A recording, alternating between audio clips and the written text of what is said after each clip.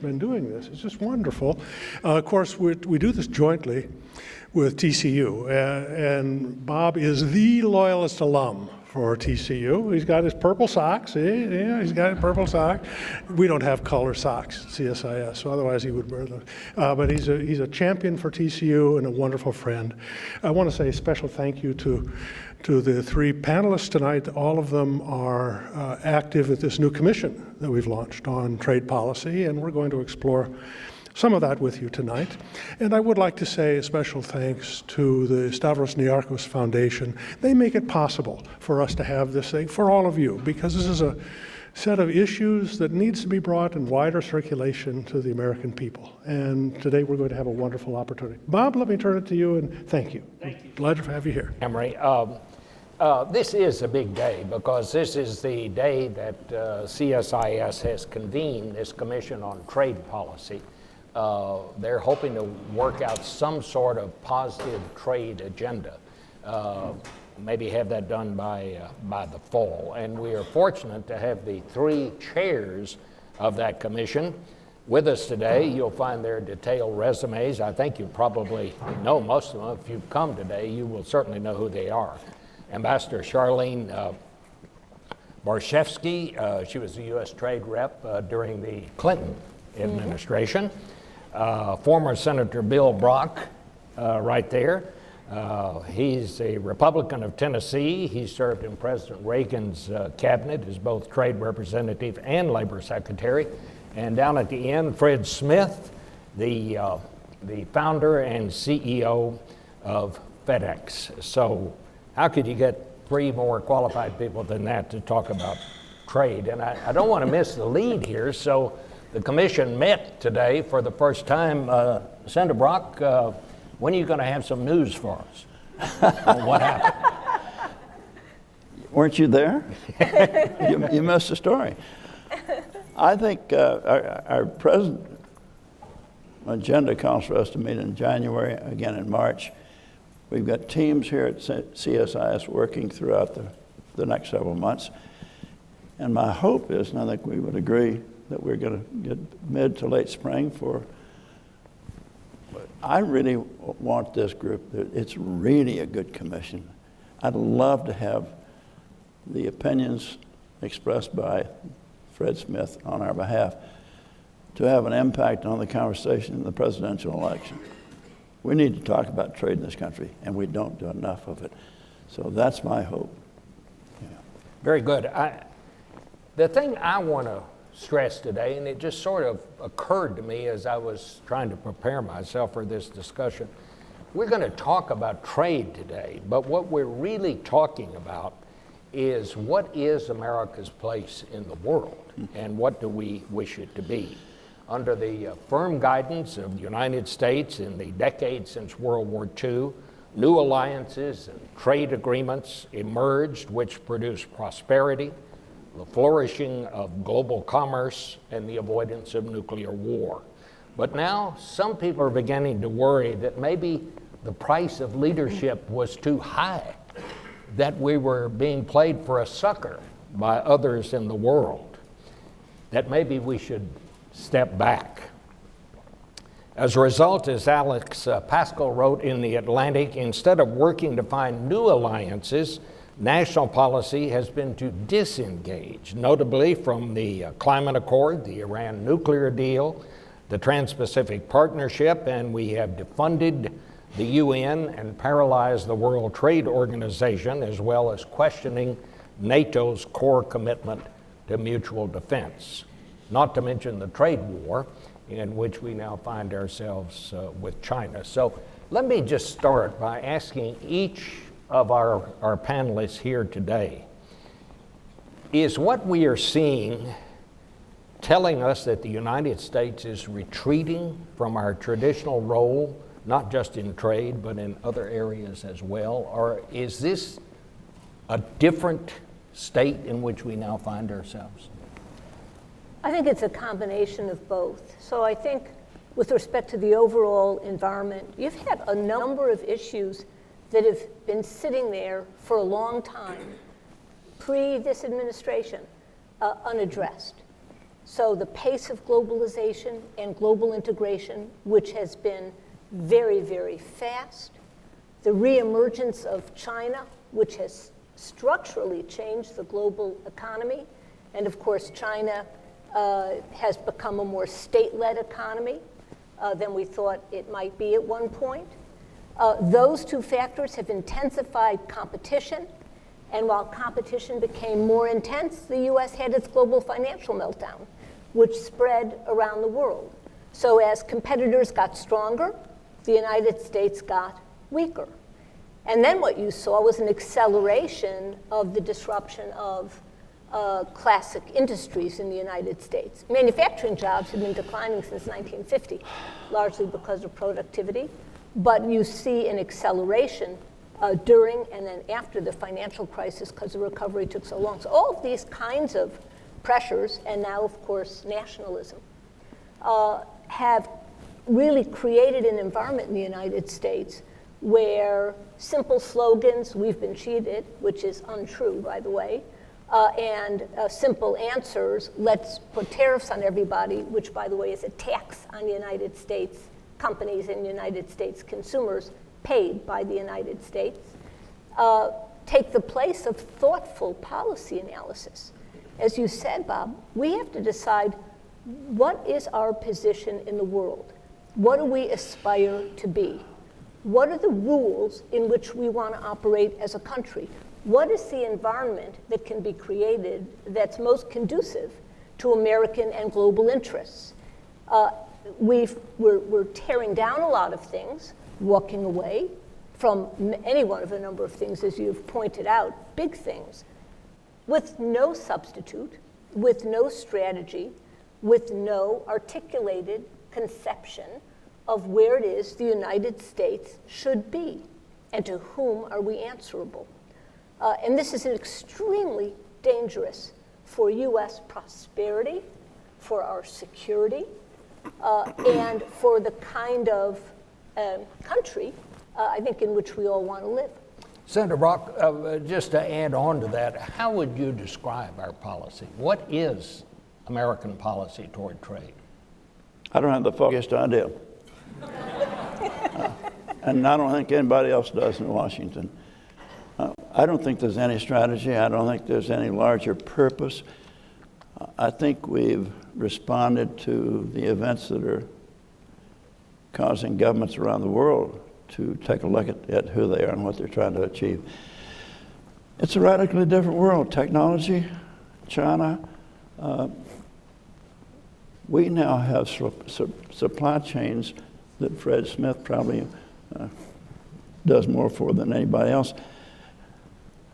The companies that are producing in the United States probably producing 40% of their materials in the United States. They're coming out of Canada, they're coming out of China, they're coming out of Brazil, they're coming out of China. And if you think we're paying too much for American leadership, try doing without it.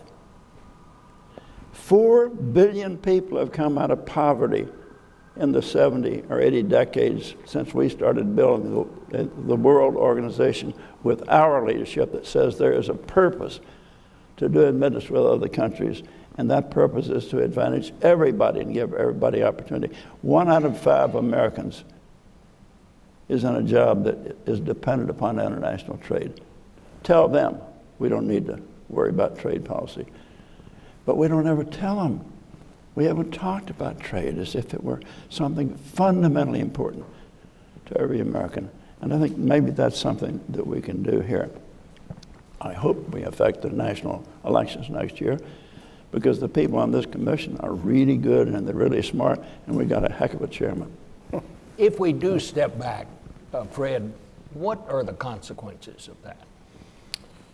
Well, I think the consequences could be quite dire, because since the Roosevelt administration, as we were talking about upstairs before we came out here, it's been U.S. policy to engage with the world in trade.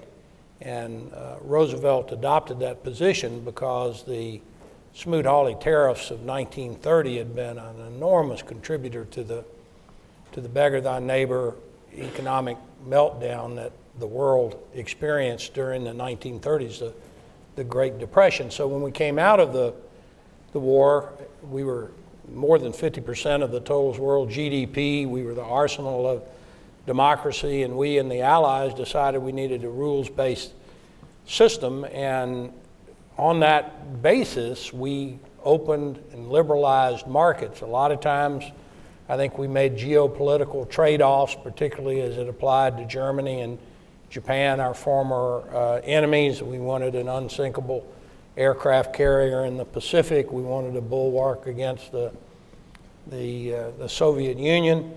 But in the main, as has been mentioned here, billions of people, because markets have been opened, have come out of poverty. Most recently, hundreds and hundreds of millions out of poverty in China.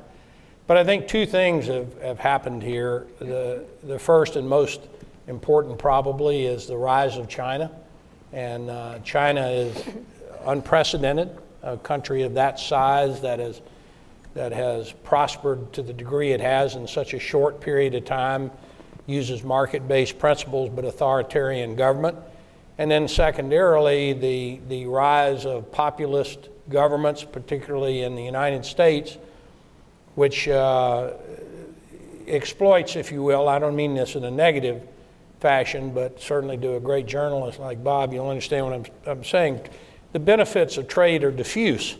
We all save per family in the United States about $12,000 a year because of the benefits of trade. But if you're the factory worker that loses their job because we've opened up markets, it doesn't feel like that $12,000 benefit is particularly useful for you. So that's become a central feature of both the U.S. administration and Europe. It's a key part of the Brexit debate. Immigration and trade are basically the two issues there. So we have something that we all know historically has been of enormous benefit to the world that has been led, if you will, by the United States with the traditional allies that we had from World War II that's now abandoned that premise. And so that's half of the problem. And then you have a Chinese government that's big enough and has views of its role in the world, which makes it not willing to accept the rules-based system that was put in place after the World War II. So it's those two fundamental things that are creating the angst that we have today. Let me ask you about that. Are we approaching China in the right way? Because we're talking about they're a state-based economy. If the Chinese leadership sees a problem out there, they get some money together and they go to a company and say, solve this problem. We are a free enterprise-based economy. Can our system operate and compete with that system? What would you say, Charlene? I'd say that you have two systems that are very different. I think Martin Wolf of the Financial Times coined a phrase, one world, two systems. The question is, how stable is that, right? Duopolies can be stable, but aren't always stable. And so for the United States, you first have to ask yourself, what makes the United States the strongest possible country? It means a strong domestic economy. It means a strong security footprint. It means strong alliances, strong projection of power through these various means, and a population that is rowing in the same direction, economically as well as with respect to at least core values of free speech and so on. That's the first question, regardless of China. Put China to a side, right? First things first. You add China in, and the question is, since you have this alternative system in operation, how do you change that? Which is what you're asking. How do you change that? And it seems to me that changing it in the way we're trying to by bludgeoning China, since we're paying the tax we imposed on China, is a stop or I'll shoot myself policy, which makes no sense whatsoever. Instead, in my view, we should go back to the Trans-Pacific Partnership, which puts us in partnership with the growth region of the world, that is to say, Asia. We should fix it if it needs to be fixed, amend it, change it, whatever. But take that agreement, which puts us in the center of global prosperity, take it to Europe, add Europe to it. Now you've got 60% of global GDP and a system that is strengthened regardless of China, but a system that China can join if in fact it'll play by those rules, and if not, they're out. Can I? Go ahead, Senator Brock. We are really good in this country in examining our collective navel. We are the strongest, healthiest, best country in the history of mankind. There's never been anything like us. We are a unique people. We have a unique system. And what we have achieved is beyond calculation. If our grandparents had seen what we're done now, they would have said, that can't be done. We're the most innovative. We're the most creative. We're the biggest manufacturers in the world. Now, everybody thinks about China, baloney. They're slipping down. We're eating everybody's lunch right now. Quit apologizing. We're acting like it's going to be healthy to contain China. That's like putting a fence around them. I don't care about that. We let them out of the World Trade Organization because we need a world of rules, rule-based system that allows everybody to compete on a fair basis and have a place where you can settle disputes.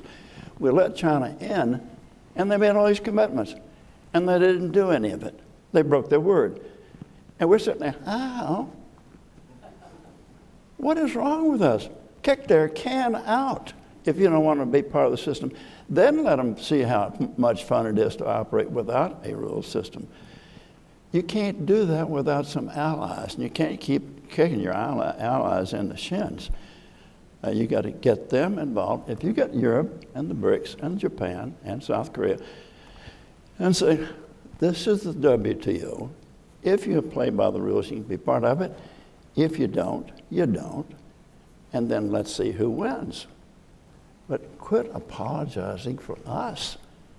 We are incredibly blessed as a people. We've got good people, and they're not afraid of hard work here. They'll take them on. Open the door and let it happen. Fred, I'll just ask you flatly, was it a mistake to pull out of the TPP? Yes, I feel very strongly that, as Ambassador Marszewski just said a moment ago, that pulling out of TPP was a major error. I've expressed that to any and everyone that would listen to me at the highest levels of the American government and given speeches about it. And I think in the same vein, particularly with the relationship that we historically have with Europe, at the same time we walked away from TPP, we walked away from, there's so many acronyms, TTIP, I think it was, the European relationship. And as the ambassador said, if you take the 11 other countries of the Trans-Pacific Partnership and the EU and Great Britain, now you have an economic mass and the size economy that matches up against China. And I think that the current administration's view has three things that are very different than anybody else. First, deficits or losses.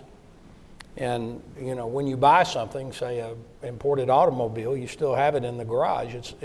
But that politically is the mantra. Second, that trade, at least with the United States, has to be bilateral in nature. And this very day, they announced the new Japan agreement, which is the administration's substitute, if you will, for the TPP. And those two premises are, you know, extraordinarily different than all of the things that these two worked on.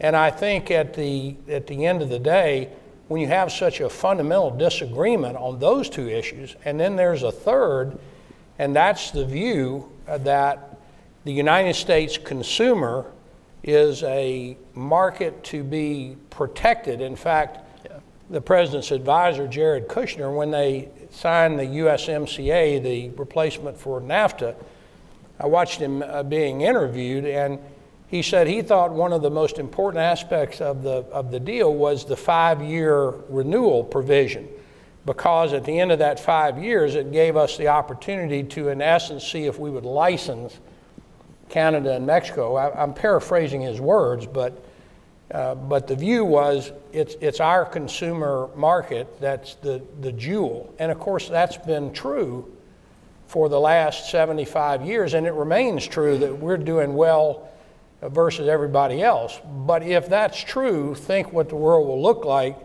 when China's consumers, because then they will be able to license the rest of the world to deal with them. And so that's really the question, is what's the world on a go-forward basis with China, who is mercantilist in nature and authoritarian, and China's a great country. They can do what they want, but what we need to do is to convince China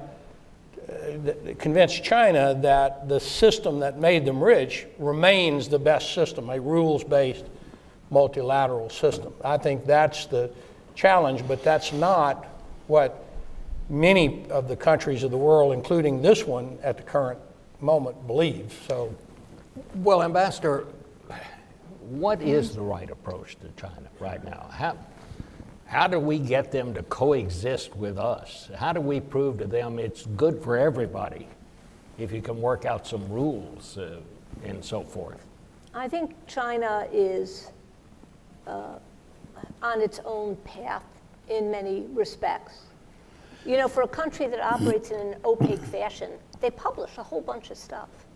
They have their 5-year plans and their science plans and their tech plans, and we can go back to 2002 and start tracing the origins of a lot of what has come to fruition today with respect to technology, with respect to intellectual property, with respect to various elements of their economy that they are subsidizing heavily.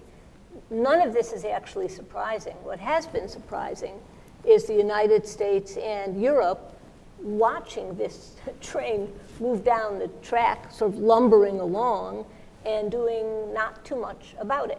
We substituted dialogues for results and promises for outcomes, specific outcomes. And this has left us really behind the 8 ball. So to my mind, the approach to China is always, of course, engage with China. This is 1/5 of the world's population. And it is the world's oldest civilization. And until roughly 600 years ago, which for them is a blink of an eye, was the world's most innovative country. And they will be again. This is a really smart population, and it's huge. So you engage with China, you try and persuade them, you make the arguments, you try and come up with alternative arrangements, but at the same time you fortify the system in which you believe. And this country has always believed in a rules-based, market-based system, fair play, transparency. You strengthen that, WTO reform, other forms of agreements like TPP, working with our allies and so on, so that the counterweight to this more mercantilist China is very hefty, extremely hefty, protecting our own interests regardless of what China does, regardless. We can't control China. We couldn't bring democracy to Cuba, which is a pinprick on the map 90 miles off our border. So we can't control what China does, but we can control what we do. And we can activate sort of those impulses, I think, in the American people to reinvigorate our own economy, our own innovation engine, our infrastructure engine, our education engine, none of which we've been doing, by the way, in terms of changes of policy, and really be able to meet this other challenge very effectively, I think. So you try and work with China, but you also fortify yourself and your alliances. Senator Brock, you're the politician here, and I say that with great respect because you were a good one. I deny. I don't want to be associated. I can understand. Sometimes I get the same feeling about journalism. Well, you're at 8 and I'm at 9. I want to ask you this, though. How is it, as we're sitting here talking about the Trans-Pacific Partnership, what caused us to pull out of it? I mean, and what caused Hillary Clinton, who had a part in putting it together, to come out against it in the presidential campaign eventually? How did we get to there? I haven't got time to give you the kind of an answer that I'd like to, because it takes, there are so many factors. But what was happening in this country is happening in a lot of other countries, starting with England, but it's also true in Italy and a great number of the world's countries.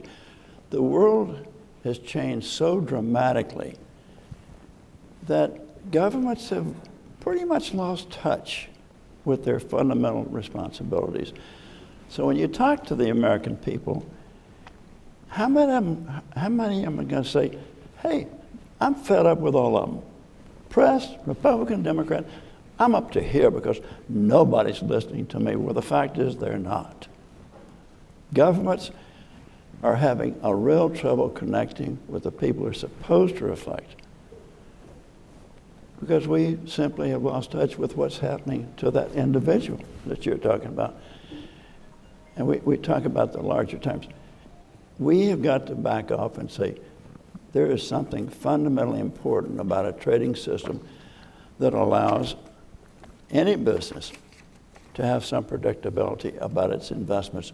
If you as a business person don't know what's going to happen to the rules, you're not going to take the risk of making that investment. So the rule system that we have not talked about with the American people is at risk because we haven't enforced the rules that we set up, particularly with China. But I guess the thing that worries me is that we're awfully good at finding somebody to blame. And we're not real good at looking at ourselves. We have not done an adequate job of educating our children. We have not done close to an adequate job of developing our skill base. We have done anything less. They've done nothing about our infrastructure. We've got a financial system that is totally out of control. You can't keep funding this country with these deficits without destroying our currency and its value and affecting every American. Start with the fundamentals. Get back to that. And then you can talk about what was important with the TPP. The reason we pulled out of TPP and the Brits have pulled out of Brexit, because people don't trust what is. You can say, well, every agreement we ever did is a bad agreement, was WTO or TPP. The fact is, we have not talked about the value that we have created with 75 years, Fred, of constructing a trading system that works. Let's talk about it. These kids today think that everything happened yesterday, and it didn't. We've been building this for a long time, and you walk away from it at our risk, and that's scary. Fred, what's going to happen on the tariff front? Are there going to be agreements worked out? Are there not? Will this just go on for years and there'll just be general uncertainty? Where do you think where we are today, what's going to happen tomorrow? Well, I like most things, Bob. In life, there are not a multitude of choices. I think there are only a few in games here in terms of our relationship with China. And as I hope I made clear, I don't agree with U.S. trade policy. I don't agree with China's either, because neither one of these policies follow the rules-based system that's made the world rich. They're putting this at risk.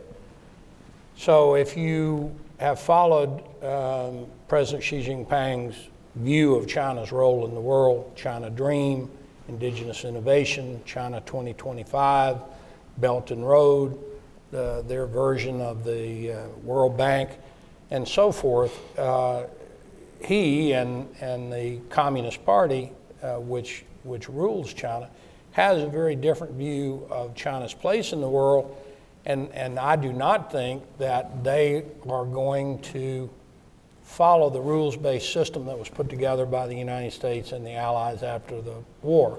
So you've only got three options. One, Hank Paulson talked about it on this very stage when this commission was announced last summer. You'll go into a new Cold War. There'll be a Chinese sphere of influence. You'll have Huawei 5G in Angola, and you have to choose one or the other. The second would be that China comes to a different point of view and decides to re-engage in the rules-based system, which, as I said, at least for the short term, I think is unlikely. But if we were to go back into TPP and with the Europeans, I think that prospect is possible, because I don't think the Chinese are any better at running state-owned enterprises than the Russians were. I mean, there are only two kinds of economic systems, state-directed and market-driven. So theirs is moving increasingly towards state-driven, including putting communist cadres in the management of Alibaba and things of that nature. So if we would just stick to our knitting and the principles that we have done, I think at the end of the day, they might change their point of view. And then the third, I think, is an agreement where you divide the relationship, the commercial relationship, into three parts. Commodities, we sell you soybeans, LNG. Middle things are non-controversial products, clothing, TVs, whatever the case may be. And then up at the top are these dual-use technologies and things. And there we have a very formal relationship where the engagement between the two parties is very restricted and heavily managed by the approval process and so forth. So I think that that's probably in the near term the more likely outcome. But even to get to that point, it seems to me we need to re-engage with our allies just to face off against their consumer base of 1,400,000,000 people. Because again, and I didn't mean this in a derogatory way, if you really view our consumer as the crown jewel and we sort of license you to trade with us to get to that, if that is the case, and they're moving rapidly towards a consumer base rather than an industrial or a manufacturing base, then when they become the only place that you can sell something, their power becomes immense. And the final thing I would say is the trade wars began in March of 2018 when the president tweeted famously, "Trade wars are good and easy to win." Now, I don't know that the exact term there, but those were the exact words. He may have an exclusive on that. He may, as we but say in journalism. in any case, so from that point forward began this series of events of the tariffs and the negotiations which are taking place in this city on Thursday and Friday of this week. But what I don't think was realized that when you fire tariffs against China, if those are the bullets you're going to use in your trade war, it's the ricochets that hit Europe, and that is what has brought Europe to its knees with the worst numbers in Germany announced just this morning in 10 years. Right. So this is a beggar thy neighbor policy which is going to cause a significant slowdown in worldwide GDP growth rate. It began last year in the fall, and it's continuing. And if you look at these PMI numbers, they are very concerning. All right, we want to go to your questions, but while you're thinking of them, I'm going to ask a final question. So what do we do about Huawei? And whoever decides to answer that will begin by telling us what Huawei is. He's looking at me. Huawei is China's state-owned company. It's a national champion company built by the Chinese. It is a network equipment company largely, but all facets of network architecture, communications networks and technology networks, all facets of the architecture from soup to nuts, from hardware to software, all the way through 5G and ultimately beyond 5G. 5G meaning the fifth generation of mobile telecom communications. It's a particular architecture of communications. largely revolving around speed, but other things as well. And so this is a ferocious competitor. It's a very good company, but because it is largely state-supported and state-directed, it doesn't actually need to make money or too much money. The point for Huawei is market share, not cash. And this creates an untenable situation for American equipment providers in competition against Huawei. American companies typically have to show financial rewards at the end of the day, but that's not the Huawei game. So what you do is very complicated. The US has taken the position Huawei is a security threat. This is not new, by the way. Many administrations in the past have had the same series of concerns about Huawei. And tell us a little bit about why that is so. Because Huawei installs your network equipment. And you can run checks on that as it's installed. You can determine it's clean, there are no backdoors, there's no way to intercept messages, there's no way to get involved and to pull apart your network. The problem is, of course, networks have to be serviced.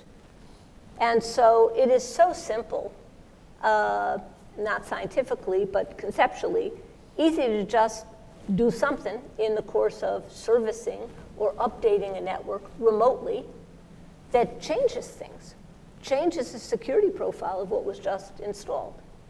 So that's really the biggest sort of series of concerns. And what you're saying here is that so you become involved in that, they can find a back door into your... They can create a backdoor into your networks, and of course those networks pervade the entirety of your commercial space, but you see they also pervade your military sphere as well. And so much of today's technology, including technology supplied by Huawei, is considered dual use. You can use it for commercial civilian purposes, but you could also use it in the same or different configuration for military purposes. And the question then is, well, what do you do with a Huawei and with American companies that have this dual use capability? And so this has to be managed carefully and balanced carefully, which is to say the commercial side of these businesses versus the security side. And oftentimes it's a very delicate balance, but I think you can't bludgeon these companies to death. They're not going to die that way. I would just say, as a civilian looking at this, I think this is the hardest problem right now that U.S. policymakers face. Could I make a comment on this, Bob? Yes. Well, this is obviously of concern to us because some of you may know FedEx, talking about ricochet bullets, has been hit with a couple of ricochet bullets because of the United States policy against Huawei. First thing you should know is there is no direct American competitor with Huawei in their routers. There are only European competitors, and there's only 2 of those. Second thing is, I personally believe that our policy against Huawei is not well-founded, and that the people that had the best approach to Huawei's technology and position in the world were the British. So what the British did was to set up a joint unit with the British intelligence services and Huawei that they certified all of the equipment that Huawei wanted to sell in the UK, which seems to me to be a perfectly reasonable suggestion. And then more recently, the founder of Huawei has made an offer which hasn't gotten very much publicity in this country at all. He's offered to license the Huawei technology to Western companies. We'll take him up on it. So I just think that this specter of Huawei being this, commercial state-sponsored NSA is not borne out by the reality of the type of technology that they're actually selling. So I think we would figure out a way to let Huawei sell routers to whoever they wanted to, including the people in Montana and Texas and Arizona, where they've actually proved a big benefit to American consumers because they make low-cost communications for these less sophisticated infrastructure in those parts of the country. So the intelligence folks, they always want to put controls on all kinds of things. But I think the policy that I just suggested would be much more conducive to a better relationship with China, and the security risk, quite frankly, if you did those things that I just mentioned, have a joint overview of their technology or, take them up on it and license their technology, then you've got basically a view of everything they're doing. So that would be my suggestion. All right, some questions. No, before you go. Oh, okay. If Fred Smith were doing our negotiation, I'd say, hallelujah, we're on track. He's not. And the people in this country that are in serious positions of leadership, whether it's in intelligence or military or our major companies, they're scared to death of this stuff. They are. They really do worry that the Huawei system can get embedded and have a back door that they can access technology that is crazy available to them. And we do the innovation work, and they can steal it at virtually no cost. That's the fear, and we're not thinking about how there's a better way to do business. And Fred, it may be the best way, but what we're doing now is absolutely nothing. We'll try to ban them in this particular area, do something else. We're not changing anything. We're not addressing a really fundamental problem. Technology is being ripped off to the extent that we heard today in the commission, $500 billion, with a B, $billion a year by China. That's a lot of money. Yeah, you're right. All right, let's start. Well, here's the man on the front row right here. And we love questions. My name is Cammy Bhatt. I'm with the Pakistani Spectator, and my question to Senator Brock. I used to work Miss Sandy Brock and Julie Brock, your daughter, during Bush 2 campaign. So it's nice to see you here. So my question is about America's place in international arena, international trade versus human rights. And it means that what my question is about, we are totally ignoring what's happening in Kashmir because we have a larger volume of trade with India compared to Pakistan. So is international trade that important that we can forget about our place as a champion of human rights in American political arena? Thank you very much. Of course. Yeah, I said it at the outset. American leadership, the crafting of a system, the IMF, the BIS, the World Bank, the UN, the elimination of the GATT, moving to the WTO, has so energized the world global trading system. We've taken 4 billion people out of poverty. Those are 4 billion customers of ours. For gosh sakes, they're not all in China. How long is it going to take for us to talk about India? More people, more opportunity. A really good country that has the same ethical standards, political objectives that we do. So of course you need to work that way. Do we have a woman who would like to? Here's a lady back here. Hello, Sandra Sham, Catholic University, and I wanted to ask about international development because China has now, for some time, been a donor country in international development, but they have a unique approach that is different from other international development actors in that the Belt and Road Initiative, for example, seems geared towards increasing Chinese markets as well as increasing trade and other things. There's nothing necessarily wrong with that, but I was wondering what the members of the panel thought of their involvement in international development and what effects it might have on trade in the future. Who'd like to talk about that? I think, if I might just say, CSIS put out a terrific report not very long ago on the global build-out of infrastructure, which isn't just Belt and Road. There's a whole global build-out going on now to the tune of tens of trillions, T, of dollars. And this report goes through many features of that global build-out, much of which the United States is unfortunately not participating in.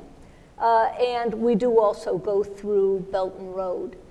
And one of the points, and I would commend this report to your attention, but one of the points that's made is that the United States ought to be looking particularly at Belt and Road countries because they're largely on the Eurasian landmass, looking at those countries, determining which are important to the United States, either economically or strategically or for other reasons, determine whether the US and Western countries can offer an alternative to the build-out being suggested by China.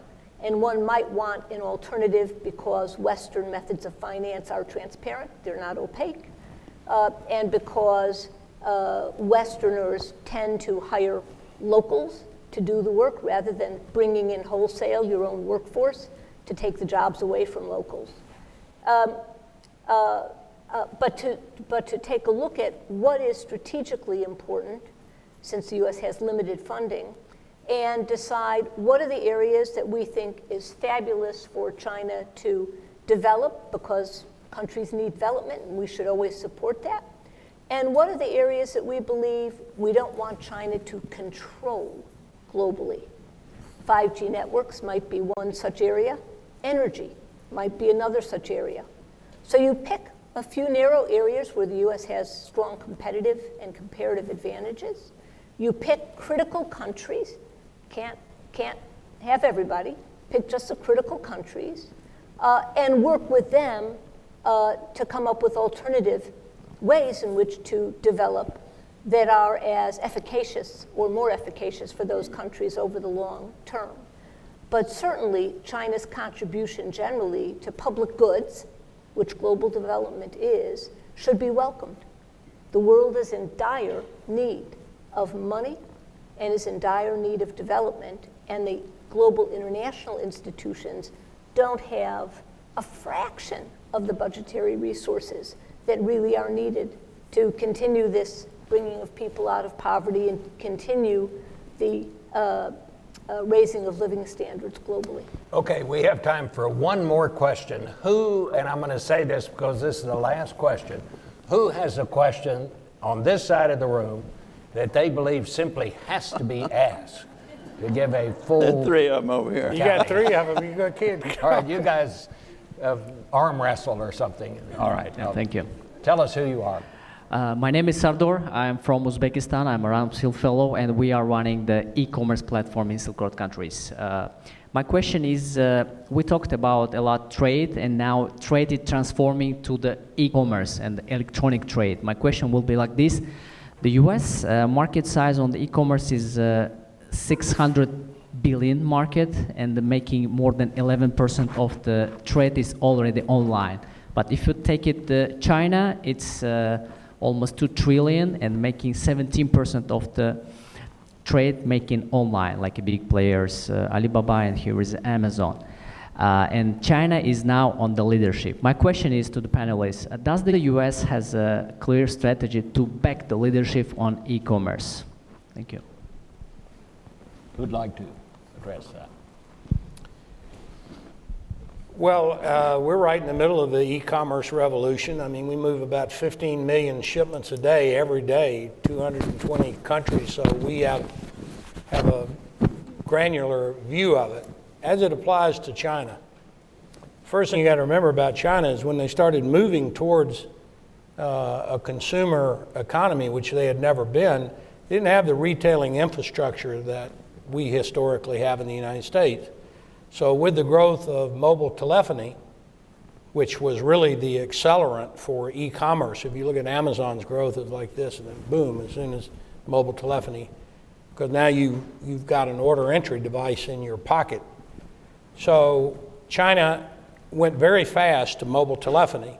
Secondarily, they had armies of unemployed people coming in from the rural parts of the country, and so they adopted it to a much greater extent than we did in this country because we have high wages for the delivery aspect of the thing, and we have the retailing infrastructure, 4,700 Walmart stores, 1,800 Target stores, I could go on and on.